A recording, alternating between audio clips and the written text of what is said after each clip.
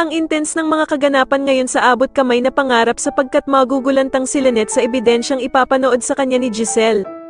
Dito nga ay mahuhuli ni Giselle ang sikreto ng mag-amang Zoe at Doc Carlos kaya naman ay agad niya itong ipapaalam kay Lynette.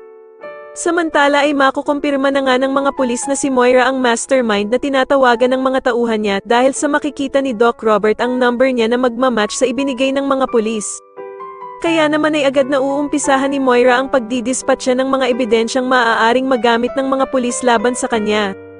Kakausapin nga siya ng anak niyang si Zoe na kailangan na daw niya itong gawin para sa safety niya kaya naman kahit mabigat sa kanyang kalooban ay didispatcha niya ang mga pera para walang mahanap sa kanya ang mga pulis at magmukha nga siyang inosente sa mga ito.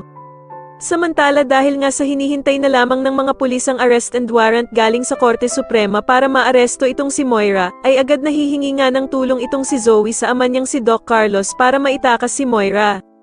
Dito nga ay mangangako itong si Doc Carlos sa anak niyang si Zoe, na gagawin nga daw nito ang lahat para matulungan siya at itatakas niya nga daw ang ina niyang si Moira sa mga pulis.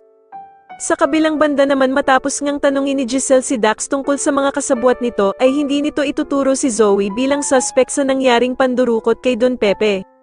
Kaya naman ay agad na mag-iisip ng paraan si Zoe para matulungan ang kanyang inang si Moira dahil nga sa kinuha na din ni Giselle ang cellphone niya para nga hindi ito makapagsumbong kay Moira.